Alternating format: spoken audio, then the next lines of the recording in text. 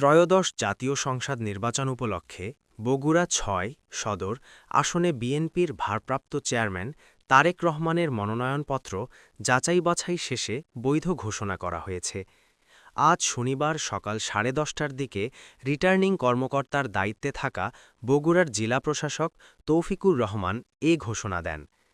এদিকে বগুড়া ৭, গাবতলী ও শাহজাহানপুর আসনে বিএনপির সদ্য প্রয়াত চেয়ারপারসন বেগম খালেদা জিয়ার নির্বাচনী কার্যক্রম সমাপ্ত ঘোষণা করা হয়েছে। আজ বেলা 11টার দিকে মনোনয়নপত্র যাচাই-বাছাইকালে রিটার্নিং কর্মকর্তার দায়িত্বে থাকা বগুড়ার জেলা প্রশাসক তৌফিকুর রহমান এ ঘোষণা দেন।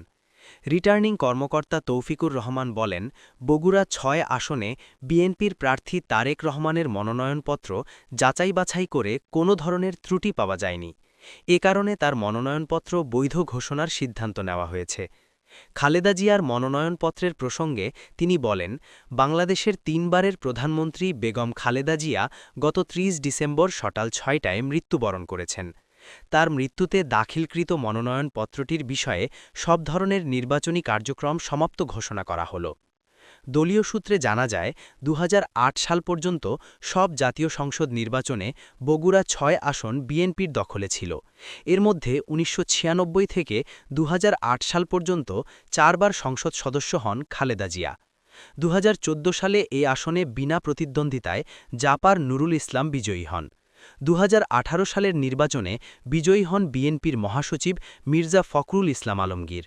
তবে তিনি শপথ না নেওয়ায় উপনির্বাচনে বিএনপির গোলাম মোহাম্মদ সিরাজ বিজয়ী হন। পরে দলীয় সিদ্ধান্তে পদত্যাগ করলে আরেকটি উপনির্বাচনে জেলা আওয়ামী লীগের সাধারণ সম্পাদক রাগেবুল আহসান বিজয়ী হন। ২০২৪ সালের নির্বাচনেও তিনি জয়ী হন। এবার এখানে দলের ভারপ্রাপ্ত চেয়ারম্যান তারেক রহমানকে প্রার্থী করেছে বিএনপি। বগুড়ার গাবতলীতে বিএনপির প্রতিষ্ঠাতা ও সাবেক রাষ্ট্রপতি জিয়াউর রহমানের বাড়ি। ১৯৯১ সালের জাতীয় সংসদ নির্বাচনে তার স্ত্রী খালেদা জিয়া প্রথমবারের মতো বগুড়া ৭ আসনে বিএনপির প্রার্থী হয়ে জয়ী হন। তবে জয়ের পর প্রতিবারই খালেদা জিয়া আসনটি ছেড়ে দিলে উপনির্বাচন হয়।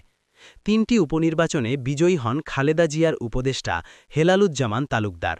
২০০৮ সালের উপনির্বাচনে দলের স্থায়ী কমিটির প্রয়াত সদস্য মওদুদ আহমদ জয়ী হন।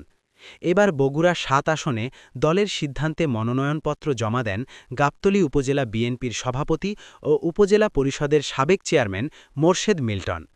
তার মনোনয়নপত্র বৈধ ঘোষণা করা হয়েছে।